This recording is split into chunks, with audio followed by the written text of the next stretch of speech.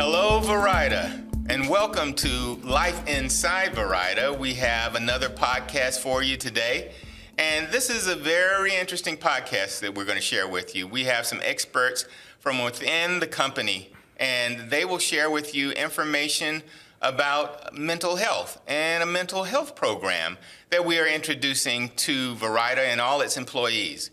Certainly, we know that mental health is a huge topic across the country.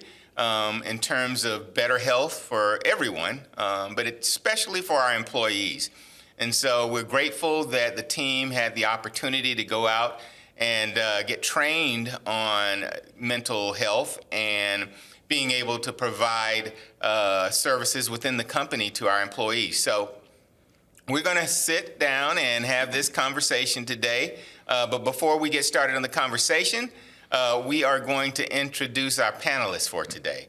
And we're going to start, they can introduce their name, their title, and their role within the company. And we'll start down on this end with Kathy. Thank you, Keith. My name is Kathy Misseldine. I am the CHRO here at Verida, and my role is to oversee all things HR and benefits related. My name is Pamela Ballard. I'm Director of Benefits and Wellness. I manage the benefits administration, leave of absences, and I'm happy to be here today. My name is Waikisi. I'm the call center supervisor.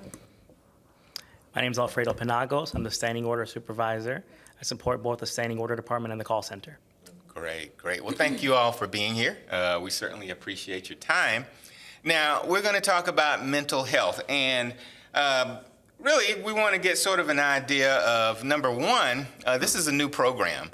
And we'd like to find out why Verida and why now? What brought this particular program to the forefront for us? I'll start on that. I think, after the pandemic, what we realized is there was a lot of employees that were, having issues post-pandemic. A lot of mental issues, including anxiety, depression. We had high absenteeism. And it wasn't just us. We've heard about it in the press as well. So we wanted to be able to assist our employees by not just referring them to an EAP, being able to look at the symptoms and offer resources for our employees to be able to take care of their mental health. So that was the driver. Fortunately, our CFO, Gary Kennard, he has a relationship at the University of West Georgia, so we were introduced to the director of wellness there, and she came on site and was so gracious to train us on this subject. Oh, that's excellent. That is excellent. Wow. So tell us, you were able to go through training, and you were trained, was this a certification or something else? And what is the title of this program, or your titles after going through this training? Actually, our title is Mental Health First Aid Responders. So we did receive certification after an 8-hour training. The training was marvelous. We learned how to recognize signs for those that are suffering from depression and anxiety. And I believe that this is going to be very beneficial to our employees because it's going to help us encourage them to be better at self-care. Yeah. And I guess that is important, like you said, being able to be trained. So certainly it gives you the opportunity to recognize when help is needed, or I guess when individuals say they need help, there's something that we can do, Kathy, like you said, versus, going maybe directly to EAP. Now you've got friends on the inside, so to speak, that can support you. Right, and I feel like, we can recognize those signs, and as a company, is there a way to give grace when these things happen, right? So we understand somebody's suffering, we can direct them to a resource, and perhaps part of the mix is the EAP. But we're fortunate in the headquarters to have a resource right across the street that we can refer folks to. But we want to develop the culture first that employees feel safe, and they trust the group of responders that they can come to us and, feel comfortable that they can come to us, tell us the situation, and then we can, based on our training, based on our resources, make sure they get the help they need. Yeah. Oh, that's great. And also, one more thing, sorry. And try to destigmatize, the mental health at work piece, because for so long it's been, you don't talk about that. Yeah. People will think I'm this or that or this. And we want to, put the conversation out there that it's okay, and there are people that are trained that will hear you. Yeah. Yeah, when you all went through training, and my assumption is, of course, that it is commonplace across the country. When you all were being trained, did they share any statistics, or did you learn anything about what's going on elsewhere with other companies that are trying to do this, or maybe how it's affecting people, nationwide? Well, I'd say one statistic that we did learn was that 40% of people don't seek help. And actually, some minorities believe that professional help is the problem versus the solution. So they won't go and seek help. Wow. Yeah, that's a huge number in terms of people that need help, that, don't seek it. So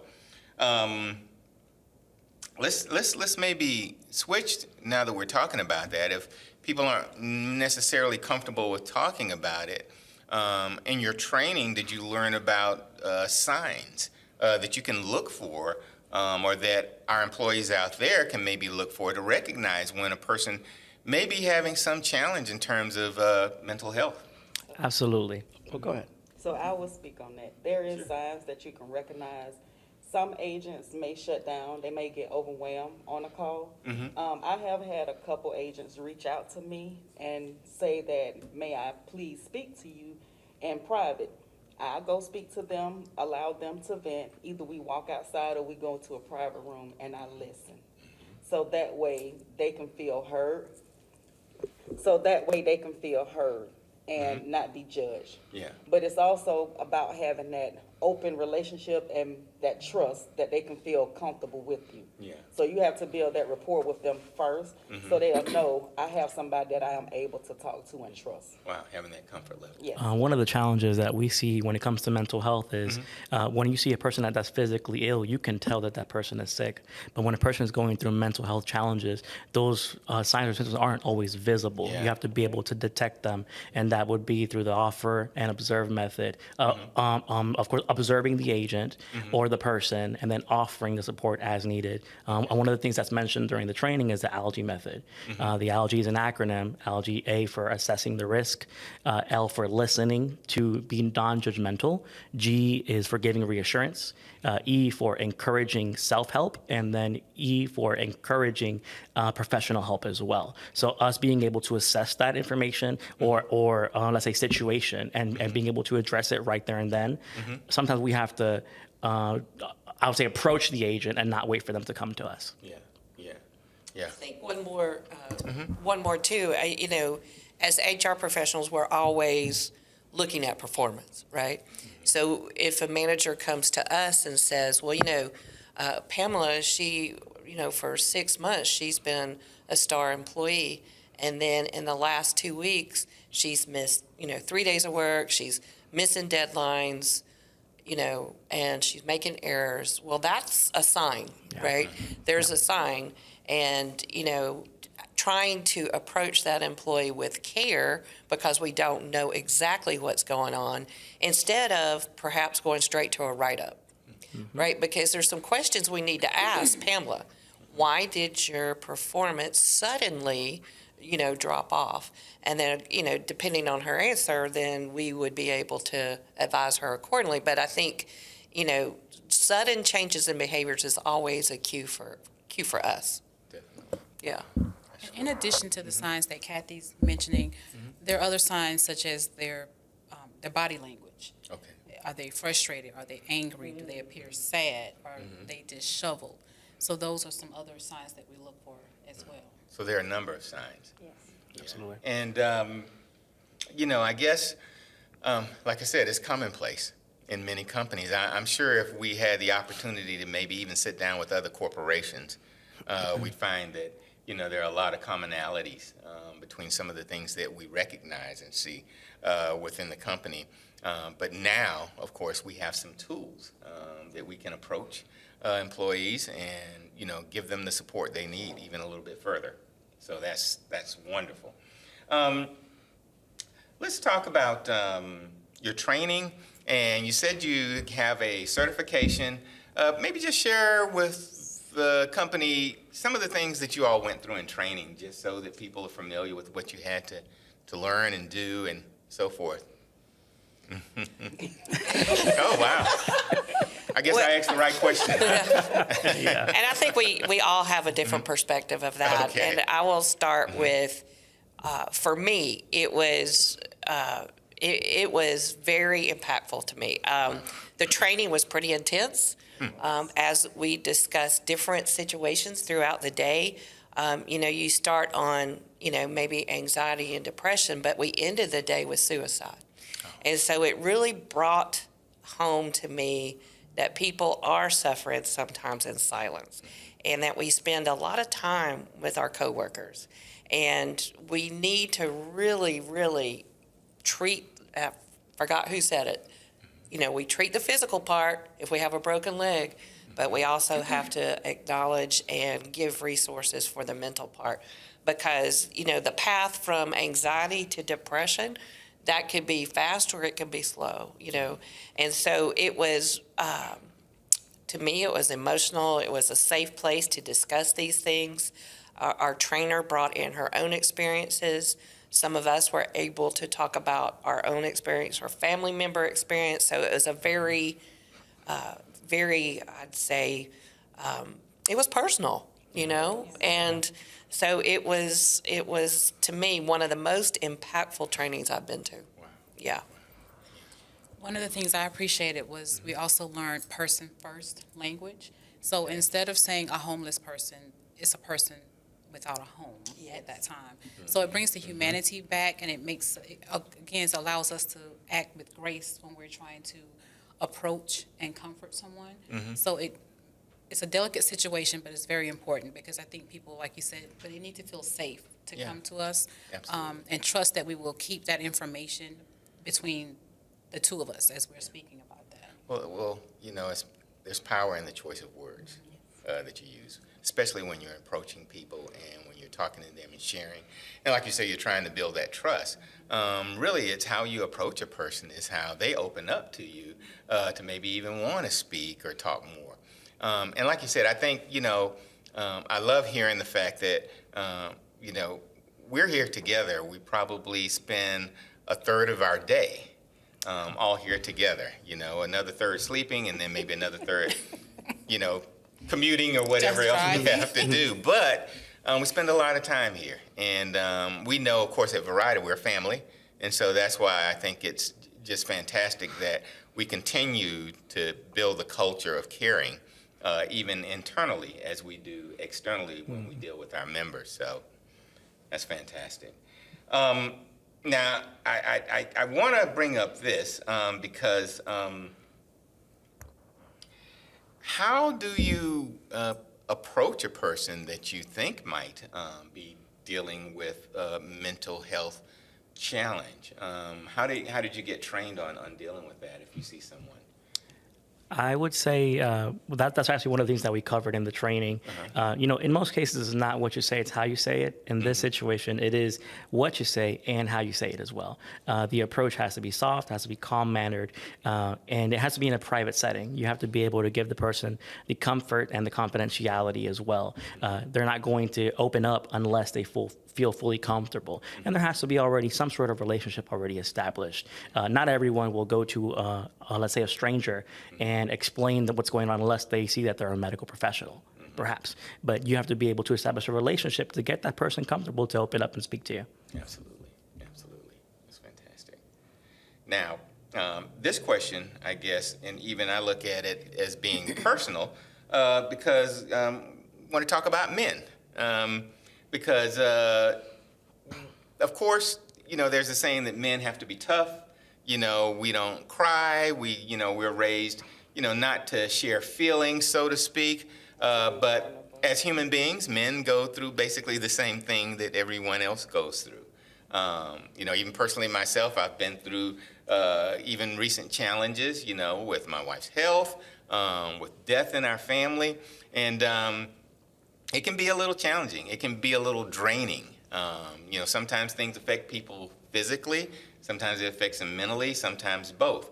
But I think, and this is just my assumption, that men are challenged to kind of, break through that wall and get them to break down. So, tell me a little bit about what you all, if you learned anything in Don't mind regards if to I that. cover this? Oh, okay. Yeah. I would say that that's a common stigma around the community or society.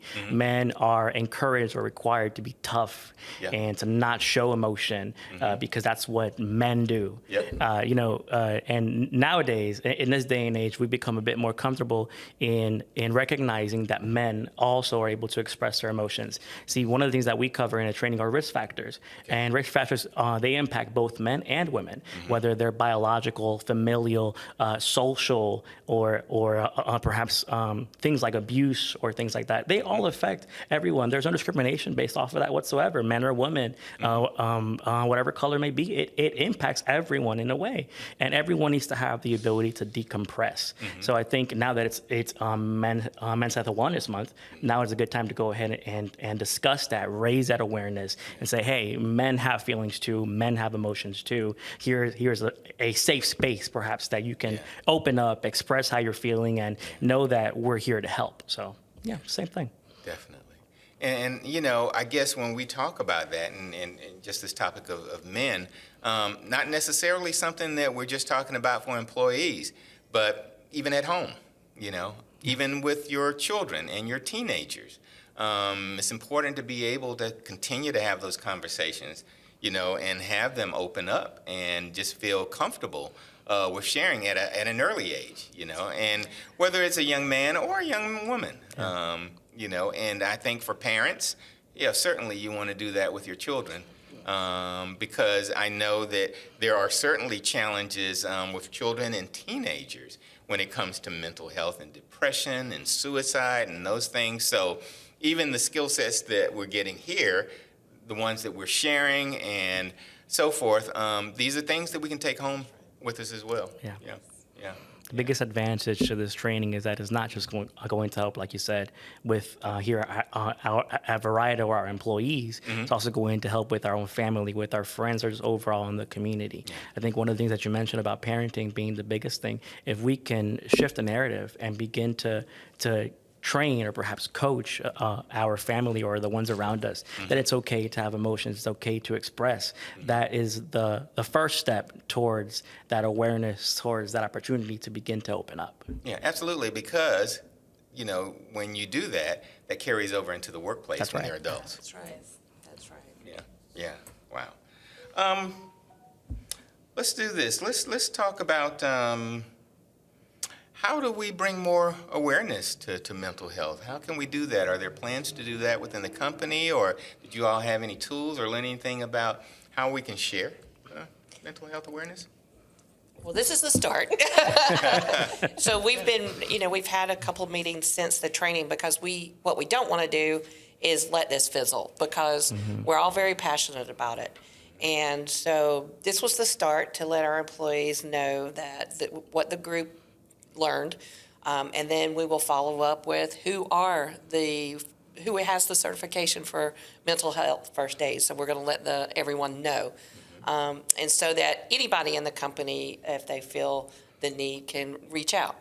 And I thought it was really important to include the call center supervisors as well, because some people from the beginning are very hesitant to reach out to HR, right? It depends on their HR experience, correct?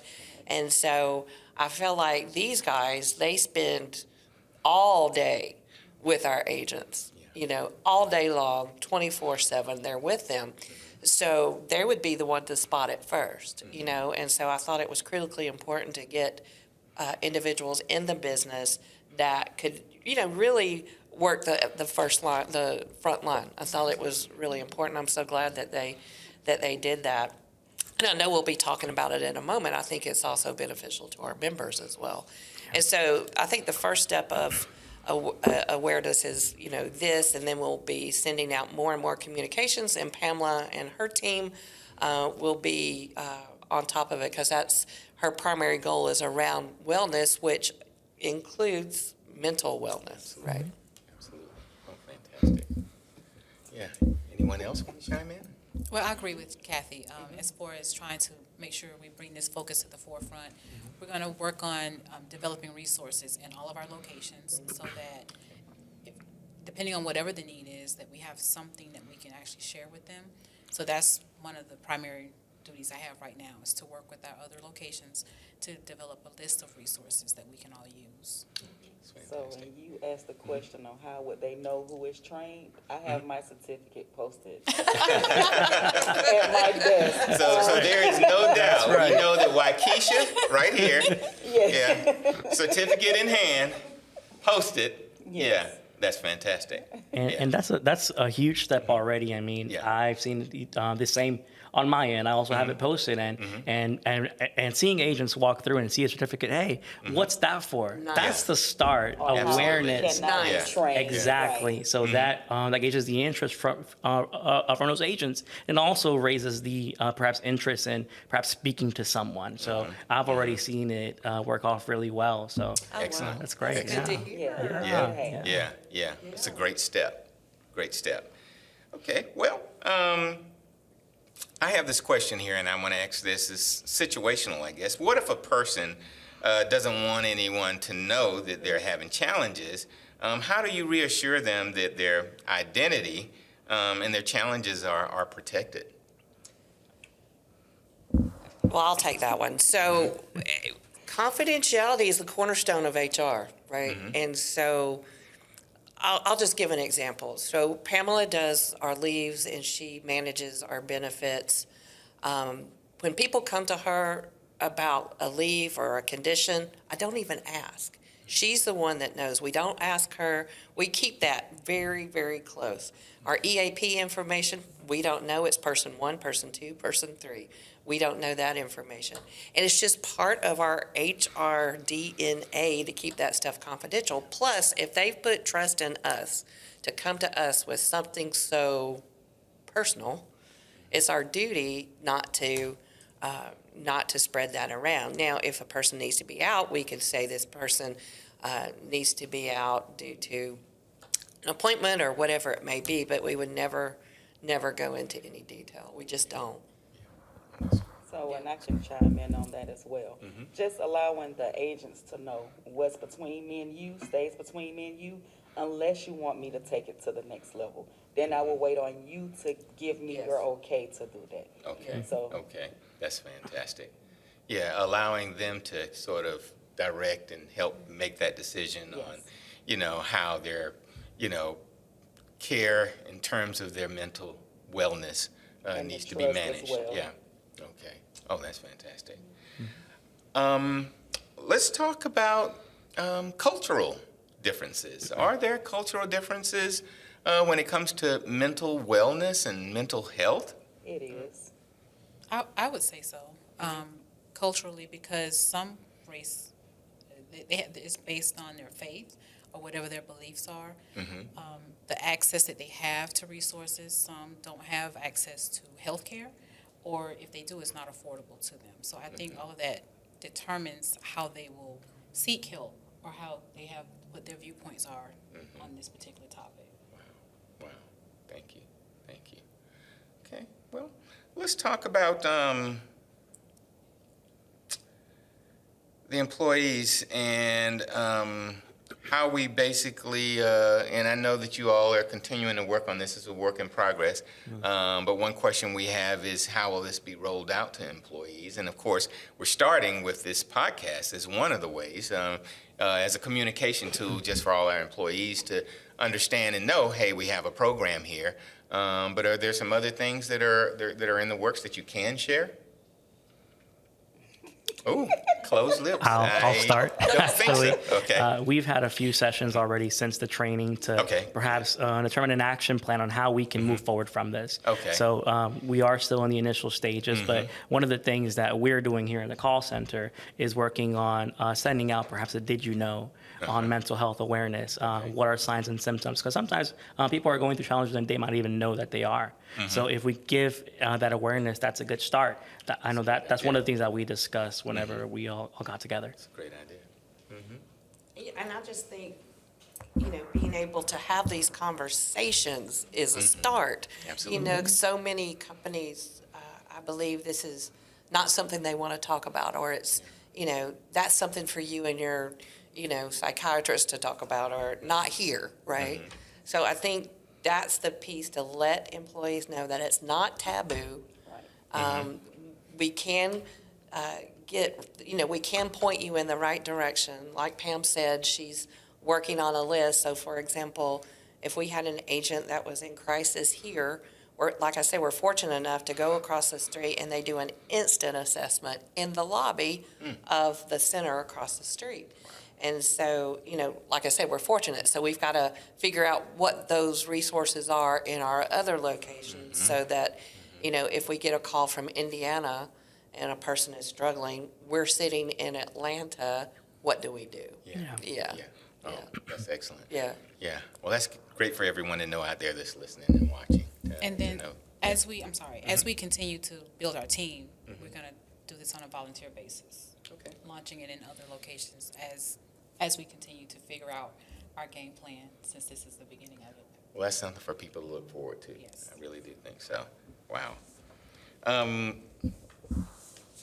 Now, we have talked about this a little bit. I don't necessarily want to repeat it, but are people overall, and not just necessarily within our company, more open to getting help these days, especially post-pandemic, or are we seeing that it's more of the opposite?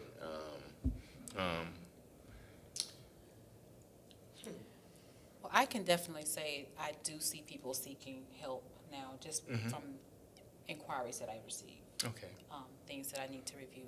So it is leaning toward more mental health awareness. And I agree, because we have received requests for leave, and the reasons being mental health, and more than it was pre-pandemic. So we have seen that go up.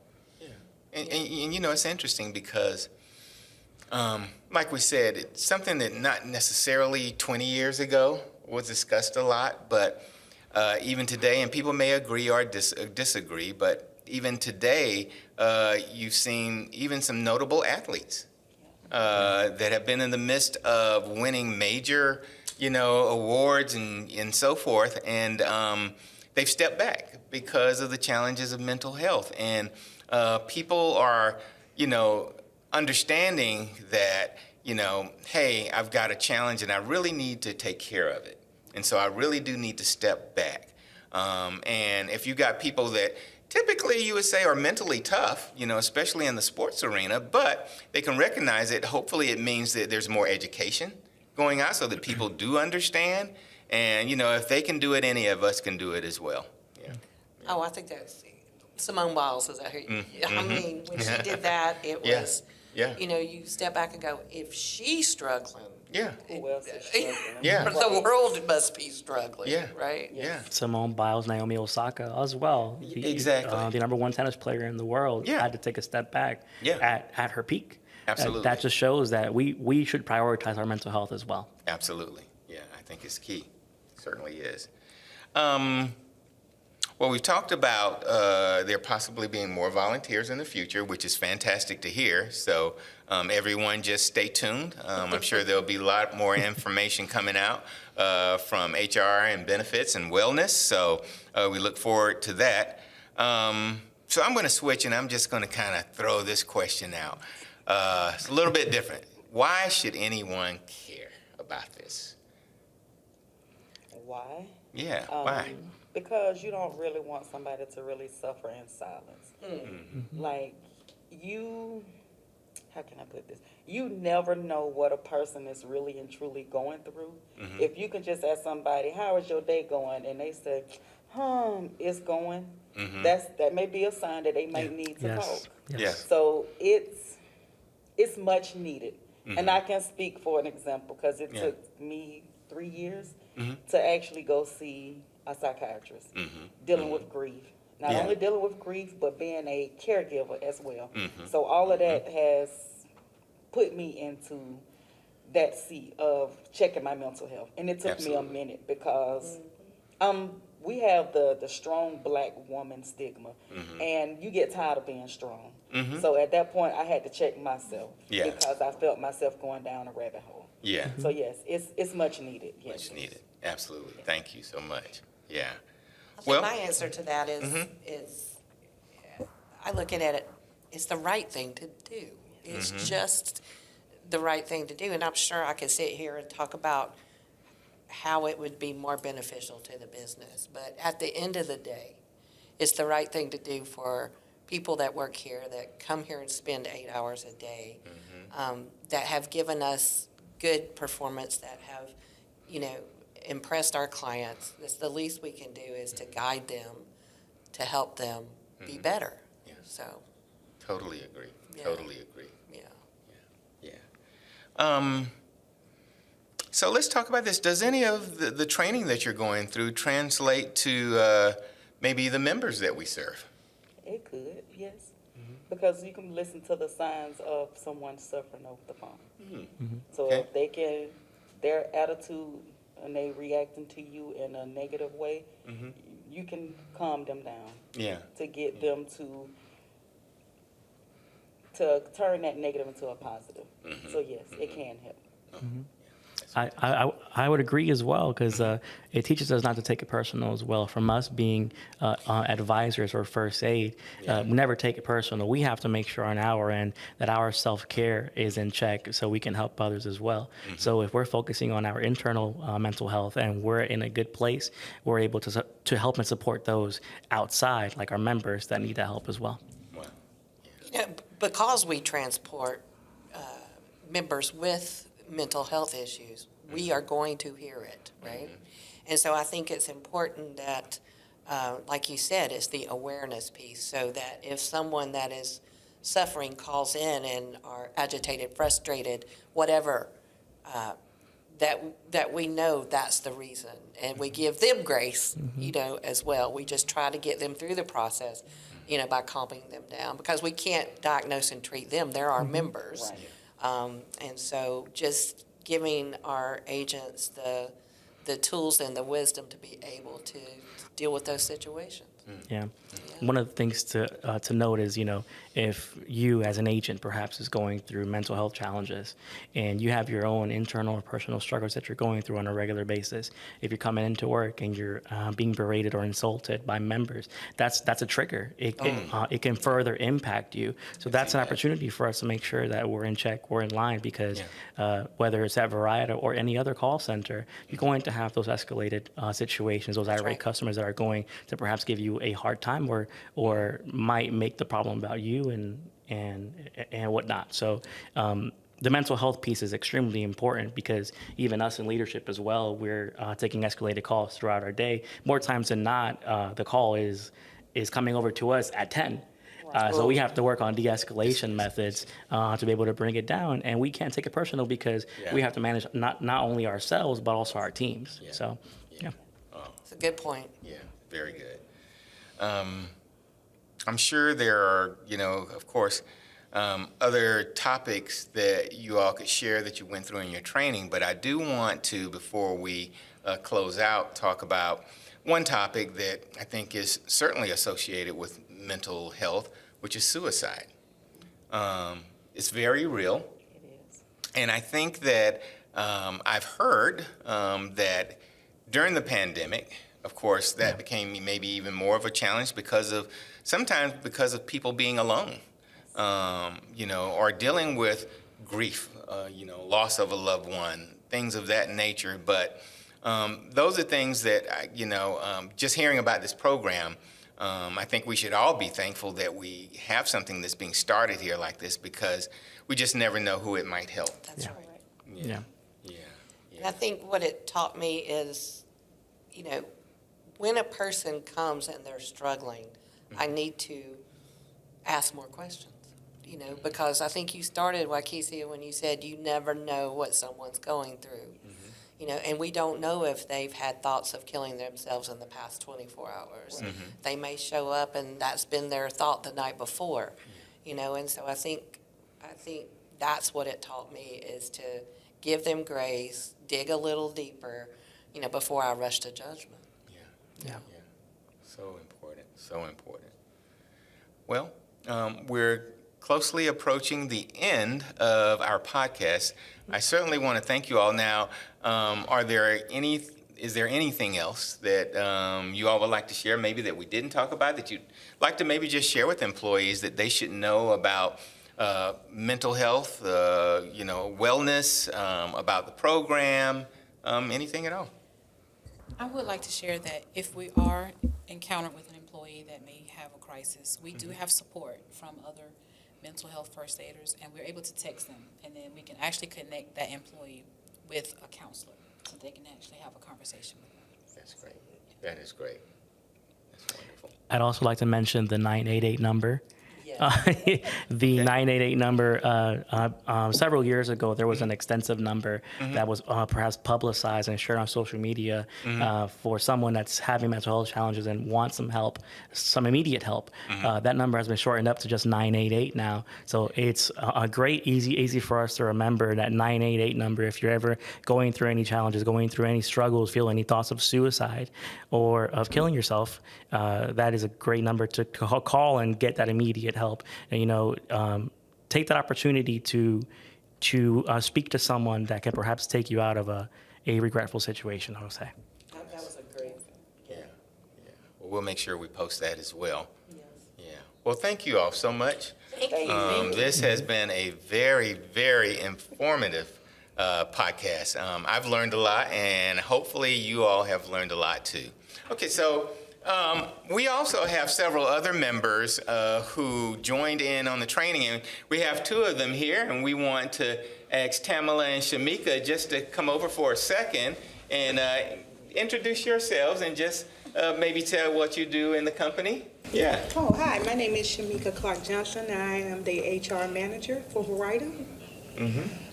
Hello, everyone. I'm Tamala Rivers, an HR generalist. Yeah, and we certainly had some others, Emily, Lon as well, weren't able to join us today, but we want to thank all of you for going through this process, because we know it is certainly well needed across the country, and we're glad that Verida is doing it here. And Lachelle. And Lachelle! Thank you, Lachelle! That's right. That's right. Yeah, so thank you all very much, and with that, we're going to close out. Thank you, and have a great day. Thank you.